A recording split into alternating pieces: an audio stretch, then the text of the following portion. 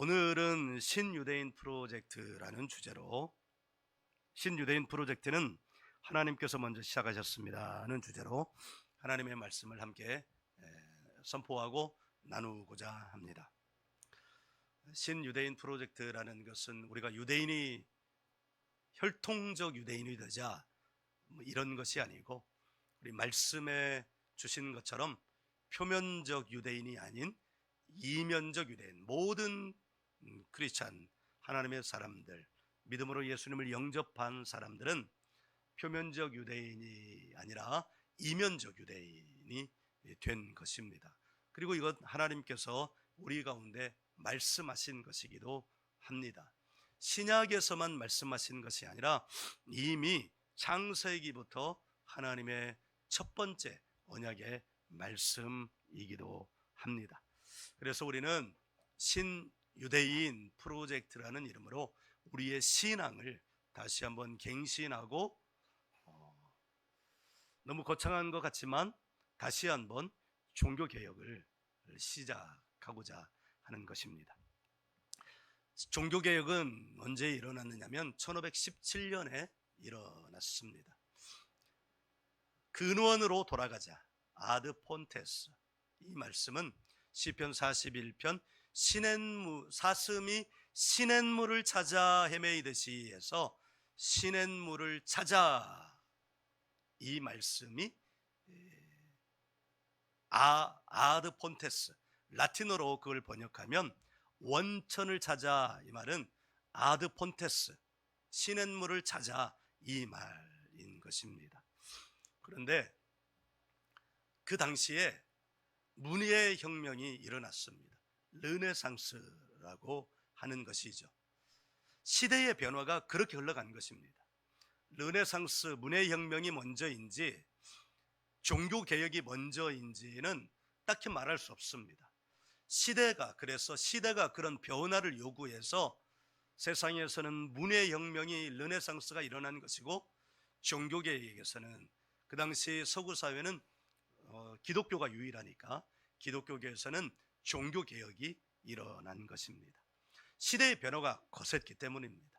지금 우리가 살고 있는 이 시대도 시대의 변화가 거세죠. 가장 큰 시대적인 변화는 4차 산업혁명, 일명 정보화 혁명이라고도 하지만 단순한 정보화가 아니라 이제 기계가 사람을 대체하는, 그러니까 겉으로 육체적인 부분만 대체하는 것이 아니라 정신적인 부분까지도 대체하려고 하는 신바벨탑 문명이 일어나고 있습니다. 그것의 대표적인 것은 AI입니다.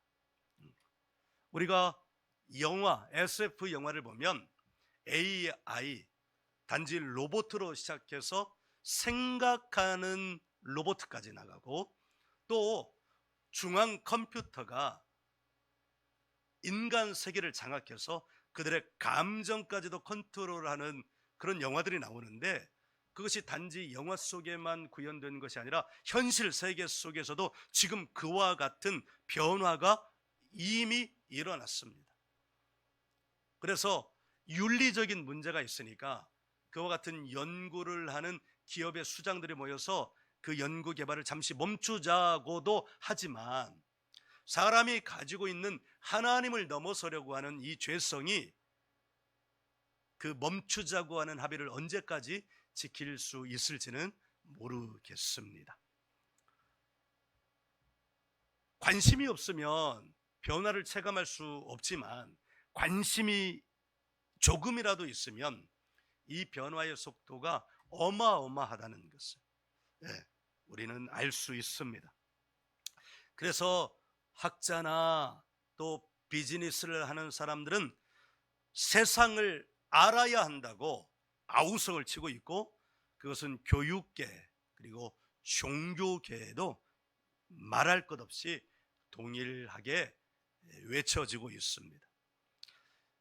작년 11월 달에 AI, 즉 지능형 AI가 되고 나서 독일에서는 AI가 예배를 인도하고 설교하는 일까지 벌어졌으니까 이 변화는 언제 어느 때 우리에게 닥쳐올지 모릅니다. 하지만 이런 변화는 이 시대 안에만 있는 것이 아닙니다. 변화는 어느 시대에나 있었고 다만 속도의 차이가 있을 뿐입니다. 다시 유대인들 이야기를 하고자 하는데, 유대인들이 겪었던 변화는 충격적이지 않습니까? 사실 우리나라가 1910년도에 나라를 잃어버렸을 때 그 받은 충격은 어마어마했었습니다.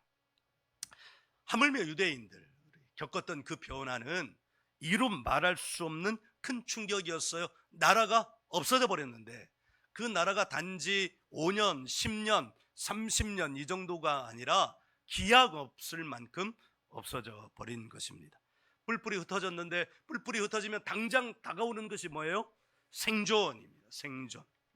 사실 변화에 적응해야 한다는 것은 뭘 말하는 걸까요? 생존해야 된다는 것입니다. 네.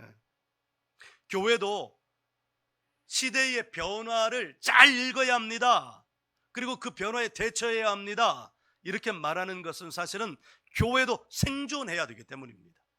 변화에 대처하지 못하면 교회는 생존할 수 없다는 그런 절박함이 있기 때문입니다. 그런데 과연 그럴지는 모르겠습니다.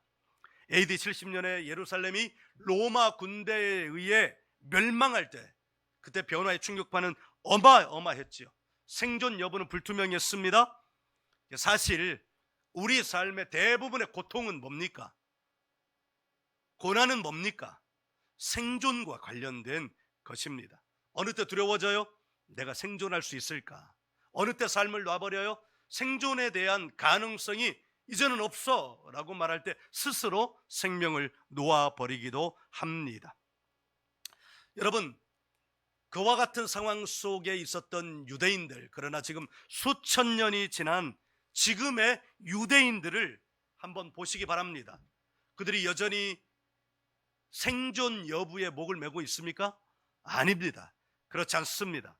그들에게 생존 여부를 묻는 것은 쓸데없는 질문이 되고 말았습니다.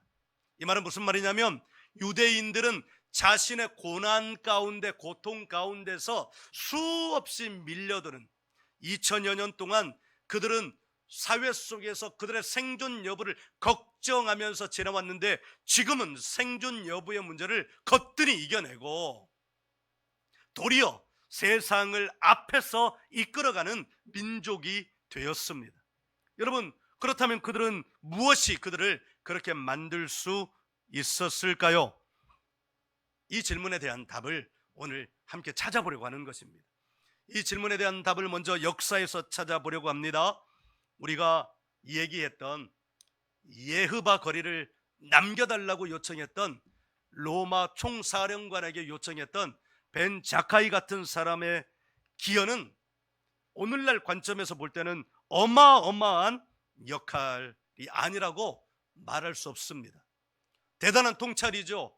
어떤 통찰이 대단한 통찰인 거예요? 나라는 없어져도 우리가 한 가지만 붙들고 그것을 우리 자녀들 세대에 끊임없이 전수만 할 수 있다면, 로마 총칼 창 온갖 무기로 무장한 로마 제국은 언젠가는 없어져도 우리는 다시 일어날 뿐만 아니라 없어지지 않을 것이다 라고 하는 통찰입니다. 그런데 그와 같은 통찰이 어디에서 일어난 거예요? 그 민족의 명운을 놓고 무엇을 했습니까? 그 하나님 앞에 나간 겁니다. 하나님 앞에 나갔다는 것을 뭘 말하는 거예요? 하나님과 연결되었다는 것을 말하는 것입니다. 혹자는 이렇게 말할지도 모르겠어요. 나라가 지금 망하게 생겼는데 하나님 앞에 나간다는 것이 무슨 소용이 있어? 하나님이 어디 있어? 보통 인생의 큰 문제를 놓고 볼 때 누군가가 하나님 앞에 나가봐 이렇게 권면을 하면 어떤 사람들은 이렇게 말합니다. 하나님이 어디 있어? 하나님을 믿느니 차라리 내 주먹을 믿겠어. 여러분들도 들어보신 적이 있지 않겠습니까? 그러나 이 벤 자카이, 랍비 벤 자카이는 이렇게 말합니다. 다시 말씀드려요. 칼과 창으로 무장된 로마 제국은 지금은 가장 큰 힘을 자랑하지만 언젠가는 무너질 것이고, 그러나 우리가 하나님의 말씀을 자녀에게 대대로 전수만 할 수 있다면, 하나님 신앙을 전수만 할 수 있다면 우리는 언젠가는 다시 나라를 얻을 뿐만 아니라 세계 모든 민족 위에 뛰어난 민족이 될 것이라는 것을 그는 깨닫게 되었습니다. 어디에서 깨닫게 된 거예요? 하나님 앞에 나갔을 때 깨닫게 된 거예요. 하나님과 연결되어 있을 때 깨닫게 된 거예요. 여러분, 인터넷 얘기를 했잖아요. 컴퓨터는 인터넷에 연결되어 있으면, 연결만 되어 있으면 자기가 원하는 정보는 언제 어느 때든 얻을 수 있습니다. 그런데 여러분, 이것이 하나님과 우리 사이의 모형인 줄 여러분 아시기를 간절히 바랍니다. 우리가 어떤 상황 가운데 있을지라도 하나님께만 연결되어 있다면 하나님으로부터 무궁무진한 정보를 얻게 되는 것입니다. 이게 바로 통찰입니다.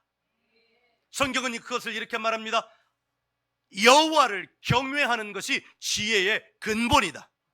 지혜를 다른 말로 바꾸면 뭘 말할 수 있어요? 정보입니다. 정보. 삶을 이끌어갈 정보, 삶의 문제를 뚫고 나갈 정보, 그것을 하나님 지혜라고 우리 가운데 말씀하시는 것입니다. 무엇이 그들을 그토록 생존하게 했을까요? 라고 하는 이 질문에 대한 근본적인 답은 이렇게 역사에서 찾을 수 있지만, 근본적인 답은 성경에서 찾을 수 있습니다. 사실 성경은 수많은 시대의 변화로 이루어져 있습니다. 그리고 그 수많은 시대의 변화에 대하여 하나님이 그 변화에 대하여 어떻게 변화를 돌파구를 찾을까, 그렇게 하면서 하나님이 어떤 선택을 하셨는지에 대한 이야기로 성경은 가득 차 있습니다. 시대의 변화와 그 변화를 뚫고 나가기 위한 하나님의 선택, 이것을 역사학자 아놀드 토인비는 변화하는 시대의 도전에 대한 사람들의 응전, 그래서 그는 역사를 이렇게 한마디로 정리했습니다. 도전과 응전. 여러분 들어보셨을 것입니다. 천재적인 답변이지만 사실은 이것도 하나님과 연결되어 있으면 통찰을 해낼 수 있는 것입니다. 예를 들어 창세기 6장은 시대가 너무 어둡게 변했다고 하는 한탄으로 시작합니다. 하나님의 세상을 보며 그 세상에 뭔가 죄로 관영하고 사람들이 생각하는 상상마다, 지금 여러분 이 말씀을 들으시면서 여러분은 여러분의 생각, 여러분의 마음으로 무엇을 생각하십니까? 무엇을 떠올리십니까? 그런데 여러분 그거 아세요? 그것은 상상이라는 것을 말입니다. 우리의 머릿속에서 이루어지는 것, 우리의 마음속에서 이루어지는 모든 것은 실체가 없으나 상상이라는 실체로 존재하고 있는 것입니다. 창세기 6장은 바로 그와 같은 시대의 변화에 대한 한탄으로 시작합니다만, 그러나 한탄으로만 끝나지 않고 그 시대의 죄악으로 관영한 변화에 대한 하나님의 응전, 하나님의 반응, 하나님의 선택으로 이야기가 진전이 됩니다. 그때 하나님의 선택은 무엇일까요? 변화하는 시대 속에서 하나님의 선택은 하나님만을 경외하는 노아라는 사람을 선택하는 것이었습니다. 노아를 통하여 죄로 관영한 시대의 변화에 대한 응전을 한 것입니다. 그런데 잘 보시면 창세기 11장에 또 다른 변화가 찾아옵니다. 창세기 11장의 또 다른 변화는 뭐예요?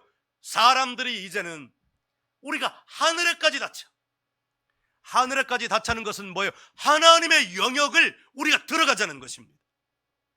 사람으로서 하나님의 영역에 들어가자는 것, 시도는 뭘 말하는 거예요? 내가 신처럼 되겠다는 거예요. 사람이 신처럼 되겠다는 것입니다. 그런데 오늘날의 변화의 추이를 잘 살펴보시기 바랍니다. AI가 만들어졌어요. 심지어 이 AI가 사람의 감정까지도 선택하는 데까지 목적이 있는 거예요. 그러니까 기계이며 컴퓨터 시스템이며 데이터를 얻는 것을 통하여 어디까지 나가는 거예요?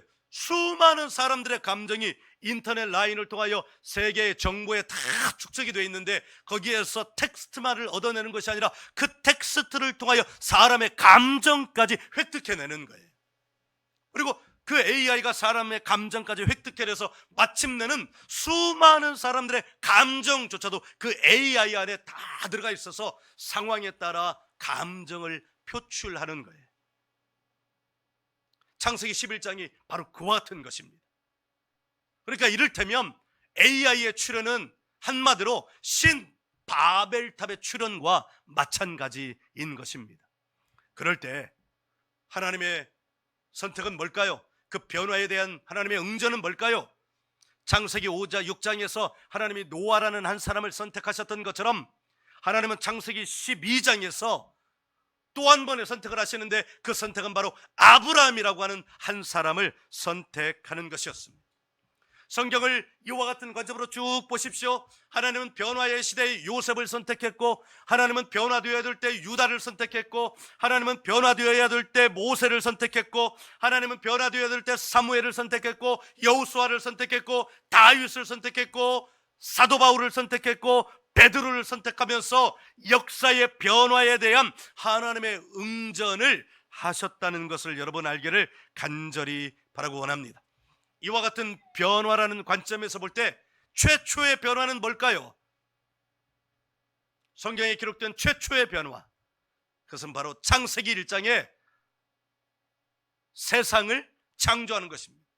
창세기 1장의 창조는 유에서 유를 창조하는 것이 아니라 무에서 유를 창조하는 말할 수 없는 완전한 변화였습니다. 이 변화의 시대에 하나님은 어떻게 그 변화에 대하여 응전을 하였을까요? 그것은 바로 한 사람을 선택하는 것이었습니다. 그것은 바로 아담이었습니다.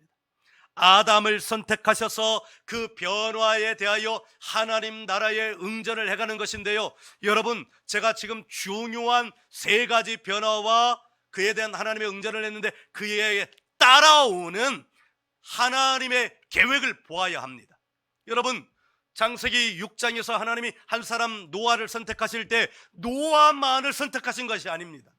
무엇을 같이 선택하신 거예요? 노아를 선택할 때 노아의 가정을 함께 선택하셨습니다. 창세기 12장에서 하나님이 아브라함을 선택하실 때 하나님이 아브라함 한 사람만을 선택하신 것이 아니라 누구를 같이 선택하신 거예요? 가정을 함께 선택하신 것입니다.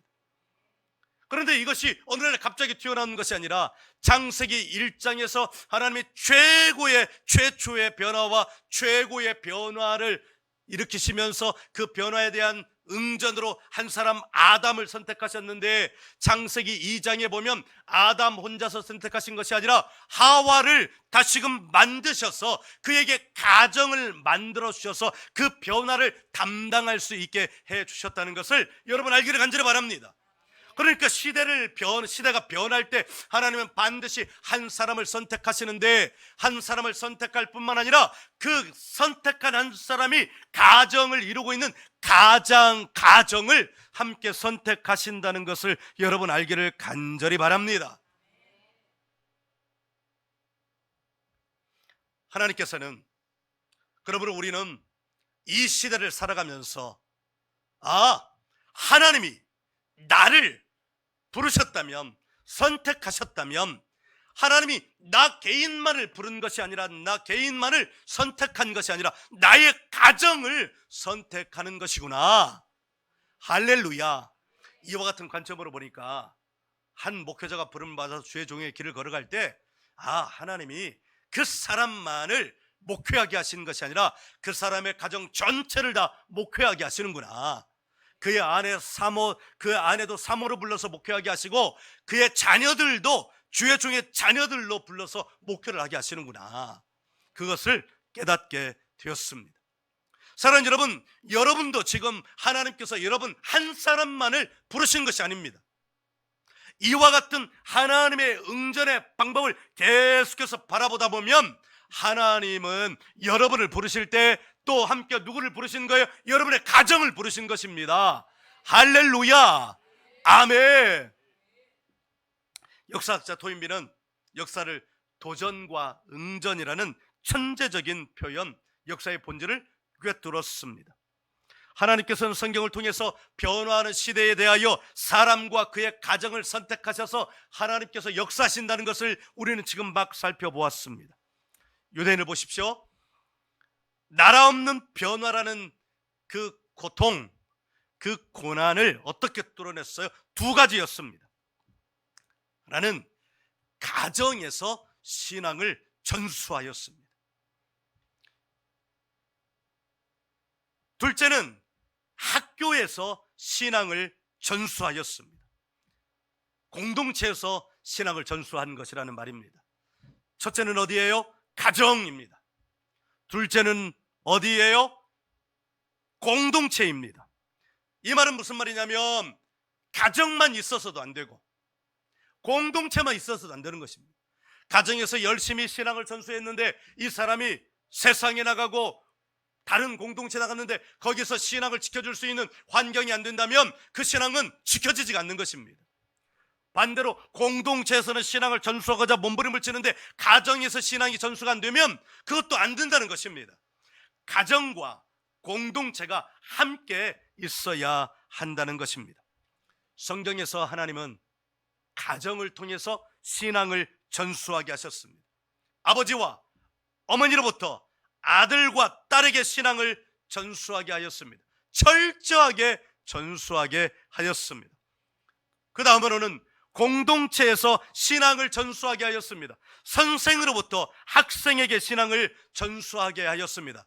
유대인은 회당, 즉 우리로 말하면 교회, 그리고 또 학교, 즉 공동체에서 신앙을 전수하게 하신 것이었습니다. 그런데 이 방법은 놀랍게도 모든 변화에 대한 탁월한 응전이 되었습니다.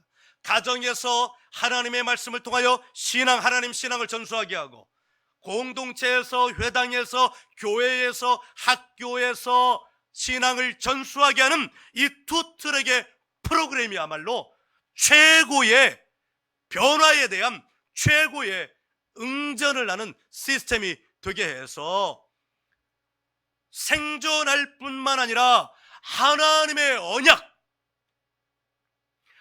언약이 각 개인의 삶에, 각 가정의 삶에, 각 공동체의 삶을 뛰어넘어서 민족의 삶에 유전되어서 그 민족 공동체 전체가 온 세계 모든 민족 위에 뛰어난 민족이 되게 하는 하나님의 언약이 성취되었다는 것을 여러분 알기를 간절히 바랍니다.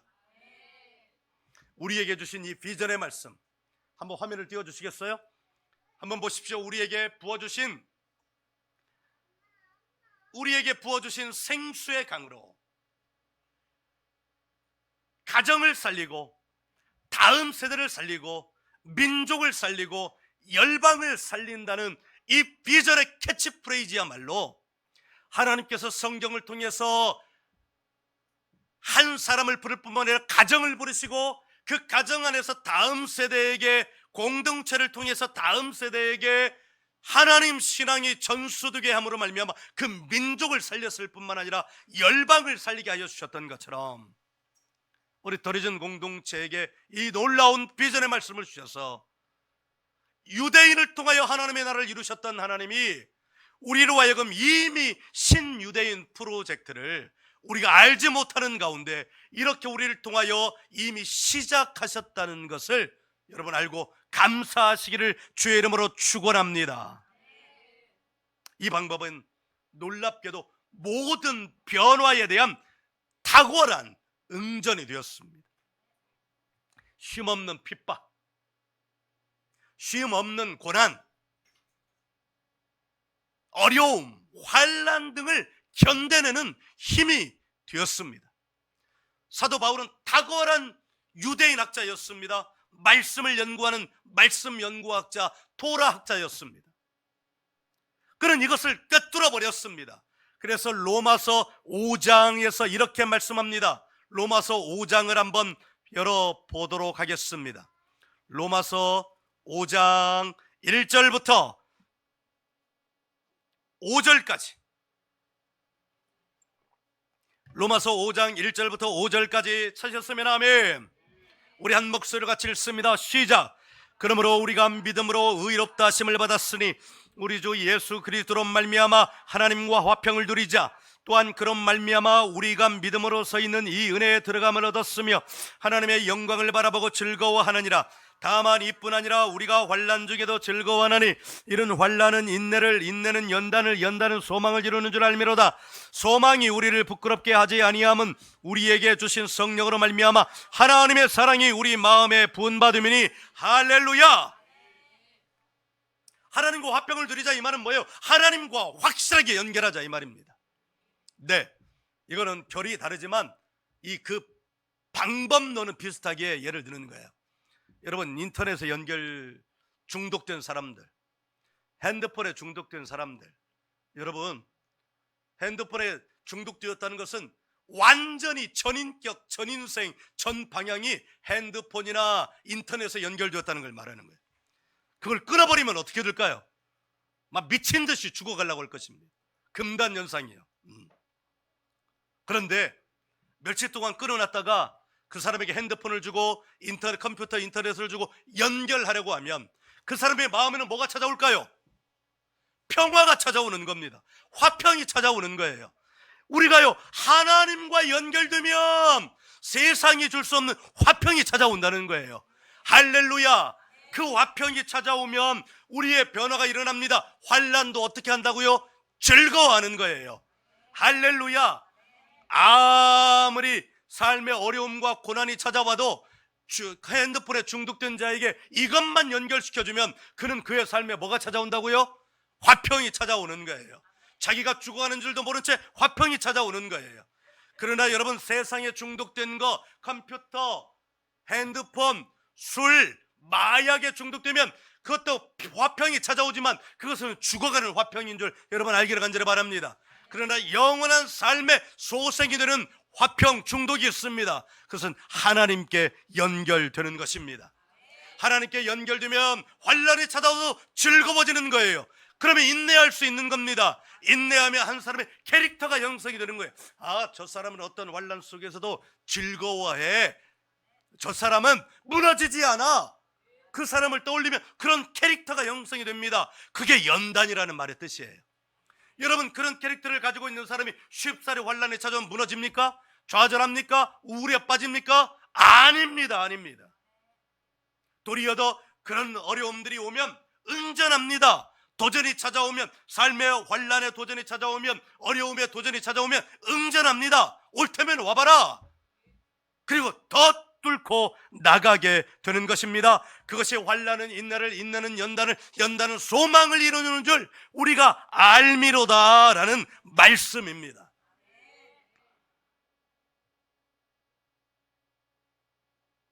놀랍게도 유대인은 유대교를 떠나는 것, 그러니까 신앙을 버리는 것, 배교하는 것, 그래서 퍼센테이지가 0.1%도 되지 않는다고 그래요. 100가정이 있으면, 이 말은 무슨 말이냐면 100가정이 있으면 단 한 가정도 배교하지 않는다는 거예요. 그 힘이 어디 있을까요? 끈끈한 가정에서 전수되는 신앙의 전수 뿐만 아니라 공동체에서 말할 수 없이 전수되는 신앙의 전수가 있기 때문인 것입니다. 호적에서 파지 않는 거예요. 아멘. 더욱 놀라운 것은 이 계획이 유대인에게만 국한되지 않는다는 거예요. 놀랍게도 신약에서만 그런 것이 아니라 이미 하나님의 세상이 이 땅에 창조된 그때부터 하나님은 유대인, 비유대인 가릴 것 없이 모든 생명들에 대한 이 프로젝트가 있었다는 것입니다. 그런데 우리는 왜 신유대인이라고 그랬을까요? 유대인을 하나님이 모델로 삼았기 때문입니다. 신앙을 가정에서 공동체에서 전수하는 공동체에게는 이와 같은 놀라운 하나님 나라의 역사가 일어날 것이라는 것을 유대인을 모델로 했기 때문입니다. 구약 성경은 유대인만의 성경이 아닙니다. 구약 성경은 모든 사람들, 열방 민족들의 성경이기도 한 것입니다. 대표적인 것이 요나서입니다. 하나님이 요나 선지자를 보내서 니느웨 사람들, 아수르 사람들, 즉 이방인들을 구원하라고 보냈습니다. 그런데 선민 사상에 쩌들어 있던 이 요나 선지자는, 이 요나 목사는 안 간다고요. 내가 복음을 선포하면 하나님이 그들을 구원하실 것이 뻔하게 안 간대요. 이런 골 때릴 사람이 있습니까? 자기가 말하면 하나님이 구원하신다는 거예요. 이건 믿음이에요, 안 믿음이에요? 믿음이에요. 철저한 믿음이에요. 하나님의 말씀이 선포되면 사람들이 구원받는다는 철저한 믿음을 가지고 있는 거예요. 그런데 그 믿음을 자기들만 위해서 쓰는 거예요. 그러니까 하나님이 그 사람을 어디다 보내버린 거예요? 고래 뱃속에 보내버린 거예요. 3일 동안 있게 해버린 거예요. 예수님을 예표한 거예요. 그리고 토해내게 만든 거예요. 그러니까 할 수 없이 니느웨 성에 가기 싫은 건 억지로 갑니다. 네. 우리가 애들 하예를 데리고 마트에 갔는데 저놈은 고집이 세잖아요. 마트에 가가지고 지가 원하는 것을 보면 막 사달라고 떼를 쓰지는 않습니까? 씁니까? 뒤로 막 자빠지지는 않습니까? 그러지는 않아요. 아주 젠틀한 겁니다. 보면 막 뒤로 자빠지는 애들이 있습니다. 니느웨가 자빠진 거야. 가자, 하나님이 니느웨 가자. 아니, 요나가 자빠진 거야. 야, 가서 네가 좀 해라. 안 가요. 넘어진 거예요. 그러니까 고래 뱃속에 집어넣은 거예요. 고래 뱃속에 한번 들어갔다 나오니까 뭐 생명이 위기잖아요. 안 했다가는 죽을 것 같잖아요. 그러니까 마지못해 가는 겁니다. 하루 길이면 갈 것을 2박 3일 며칠 다녔어요, 사모님? 요나 반나절 다닐 것을, 아니 저분이 못 알아들을 거예요. 하여간 길 반나절이면 다녀요? 하루면 다닐 길을 오랫동안 다닌 거예요. 이건 하겠다는 거예요, 안 하겠다는 거예요? 안 하겠다는 건데, 그런 게으른 복음 선포를 듣고도 니느웨 사람들이 왕까지 회개하는 거예요. 그러니까 하나님 앞에 대드는 거예요. 하나님 거 봐요. 내가 저 사람들이 저럴 거라고 얘기했잖아요. 지금 뭐가 일어난 거예요? 구원이 일어난 겁니다. 하나님 언약 안에는 구원이 이미 보장된 거예요. 그러므로 여기 있는 사람들은 다 구원받은 겁니다. 하나님의 축복은 어디로부터 시작되는 거예요? 구원으로부터 시작되는 거예요. 난 구원받았을까? 아니. 난 구원받았을까? 아니. 어제도 오늘도 내일도 계속 구원에다만 붙잡혀 있으면 그건 바보입니다. 축복이 안 되는 거예요. 구원받은 걸 확신하고 이제는 다른 길을 걸어가야 되는 것입니다. 이것이 요나서에 있는 하나님의 언약의 대표적인 것입니다. 유대인들은 구원에 대한 문제는 없습니다. 하나님 우리를 선택하셨어. 그러니까 나는 이미 구원받았어 라는 그런 구원을 가지고 있는 거예요. 그러니까 그들에게는 뭐가 문제인 거예요? 이 확실한 구원을 전수하는 게 문제인 거예요. 내 자식 태어나면서 구원받은 이놈에게 이것을 전수하고 그 열매까지도 전수하는 겁니다. 그런데 우리 개신교인들은 어떻게 해요? 태어나면서부터 얘도 구원받아야 되는데 못해부터 막 세례를 주는 거예요. 그래서 자라나면서부터 자기도 구원의 확신이 없는 거야. 나도 구원의 확신. 그럼 얘는 구원의 확신이 있겠어요, 없겠어요? 얘도 없는 거예요. 평생 그렇게 살다가 세상에서 달콤한 게 오면 맞아, 그럴 줄 알았어, 하나님은 없어 하고 세상으로 냉큼 달려가 버리는 거예요. 이게 개신교 신학의 한계입니다. 난 구원받았을까? 아니야. 구원받았을까? 아니야.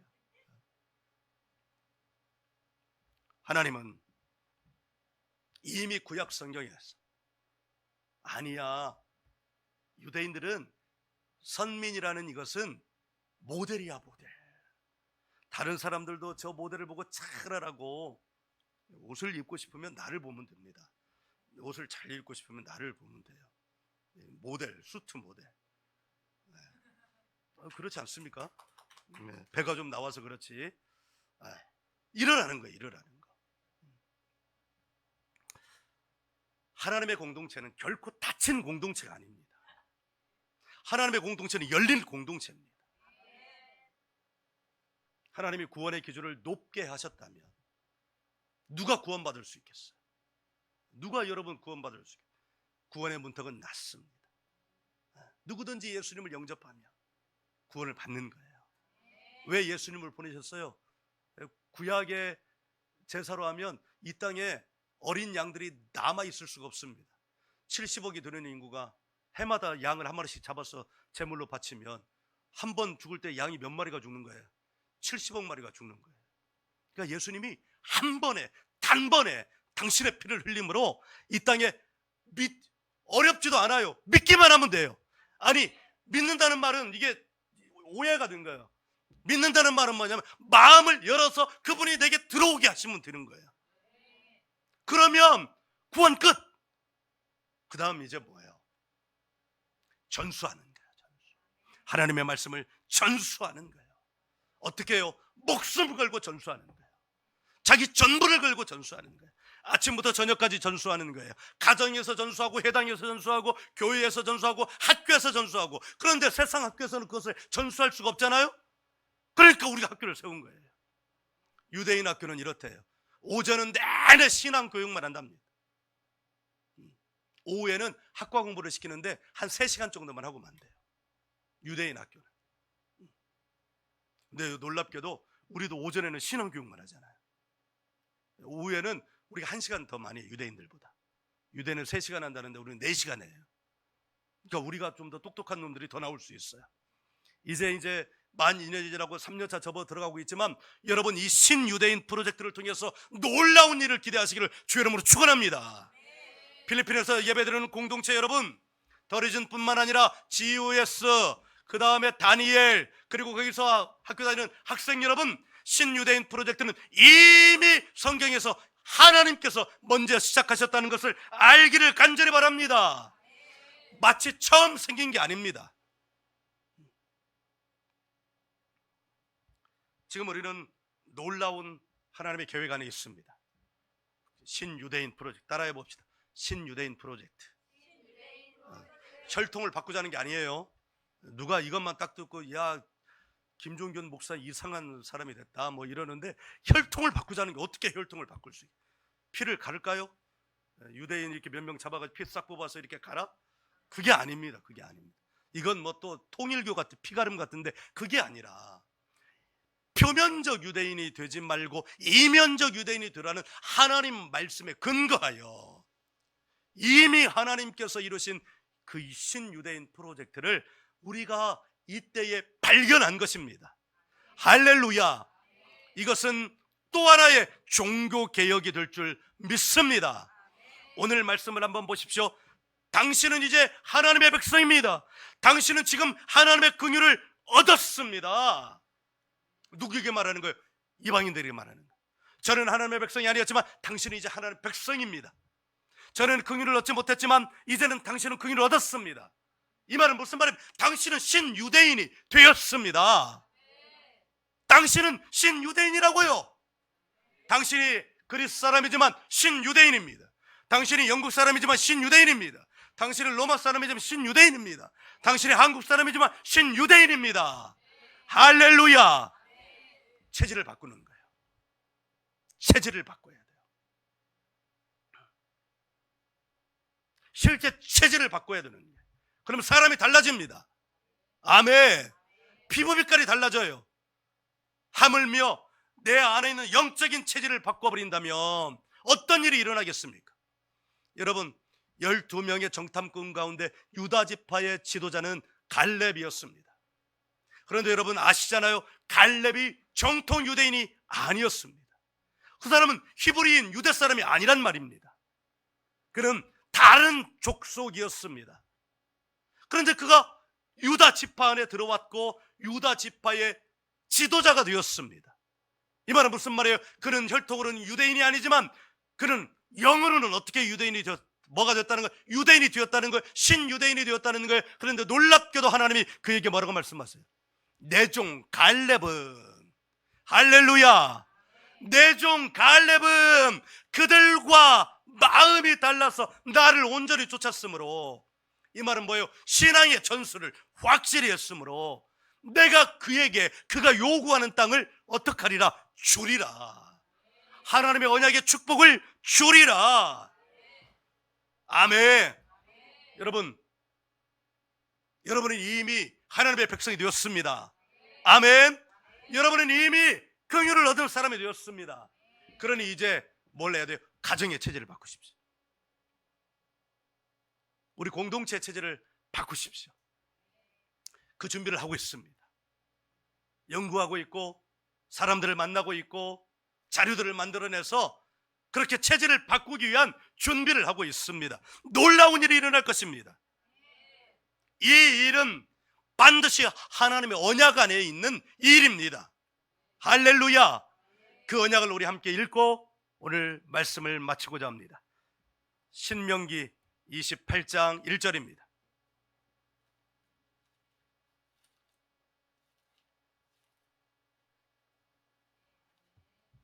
신명기 28장 1절 찾으셨으면 아멘. 필리핀 신명기 28장 1절 찾으셨으면 아멘. 크게 외쳤어요. 자, 우리 함께 읽습니다. 시작. 내가 내 하나님 여호와의 말씀을 삼가 듣고 내가 오늘 네게 명령하는 그의 모든 명령을 지켜 행하면 내 하나님 여호와께서 늘 세계 모든 민족 위에 뛰어나게 하실 것이라. 아멘. 다시 한번 읽겠습니다. 시작. 내가 내 하나님 여호와의 말씀을 삼가 듣고 내가 오늘 네게 명령하는 그의 모든 명령을 지켜 행하면 내 하나님 여호와께서 너를 세계 모든 민족 위에 뛰어나게 하실 것이라. 아멘. 이 일이 이미 우리 안에 일어난 줄 믿습니다. 함께 체제를 바꿉시다. 왜냐하면 신유대인 프로젝트는 사람에게서 난 것이 아니기 때문입니다. 신유대인의 프로젝트는 누구에게서 난 거예요? 하나님께서 난 것입니다. 연구하고 있습니다. 공부하고 있습니다. 사람을 만나고 있습니다. 방법을 찾고 있습니다. 결과를 만들어내고 있습니다. 하나님이 2024년을 놀라운 하나님 나라의 영광이 열리는 해로 우리 앞에 펼쳐놓아 주셨습니다. 아멘. 세계 모든 민족 위에 열방 위에 뛰어나게 하실 것입니다. 할렐루야. 누구를 통해서요? 나를 통해서요. 따라합니다. 하나님만이 유일한 하나님이십니다. 하나님이 나를 이 땅에 보내셨습니다. 하나님이 나를 통해 이 땅에 하실 일이 있습니다. 아멘.